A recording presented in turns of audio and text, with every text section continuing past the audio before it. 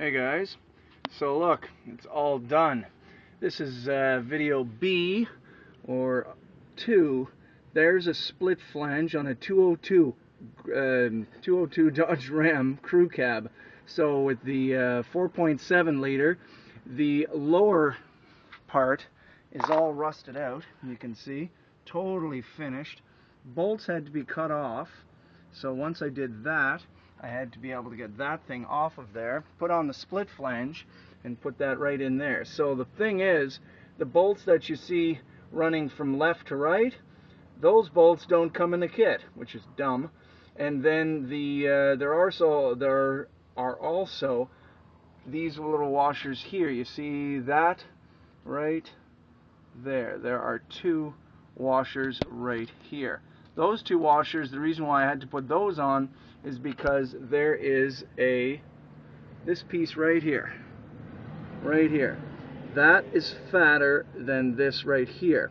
So it only can go this far. The problem is when I tightened this up right here, that tightened up completely tight right onto this cast piece right here without me even tightening it up yet. So I had to be able to add some fillers in the back. Those are 3/4 inch washers. So the nuts don't come with it, the bolts don't come with it, the washers don't come with it, and these bolts here are too long. This shaft, this fat part right here is too long. You have to add 2 more washers back here. So it's crazy. So for 28 bucks, you don't want to be able to spend all this money, but sure enough now hopefully I'll be able to pass the e-test and get this job done. So the only thing is, as you can see, I cut my wheel well out. So I have the piece. So here's the piece right here.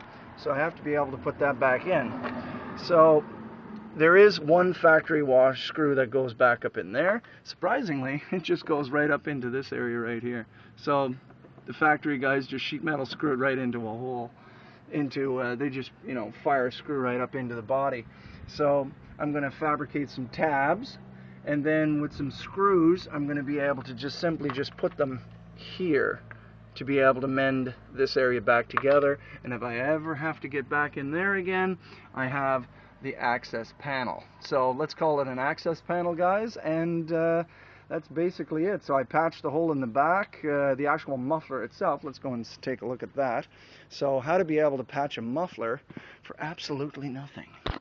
Let's take a look under here. Sorry about all this shaking. Oh, I'll get my ass under here. So we have a big hose clamp. It actually takes 2. And then right up in here. Now the camera can get up in here, so let me see. Right up in there. Is it too dark? I guess it is. So way up in there you can see the Bondo.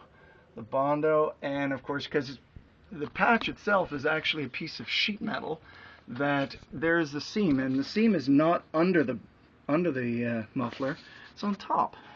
So way up in here, the seam is up there, so the hole is up there. So that was making it loud, and so I covered up the seam by actually bending a piece of sheet metal with the bump of the seam, of course, way up in top. So I fabricated banging and so on else with the vise, and patched it in there, put some automotive Bondo in there, and she works well. And then holding it in place with a clamp, and I'm going to leave that clamp there, and it'll be fine. This, of course, is again crazy, but that's the way that's going to stay, and that's legal. There's nothing wrong with that. So getting out from underneath here. So yeah, guys, that's basically it. So now I can be able to get this job done. Maybe a little bit of paint on my steel wheels. They typically always peel. And we're going to say, yeah, this is fixed. So the government wants it quiet, so rednecks like it loud. The government wants it quiet. SAN 379 out.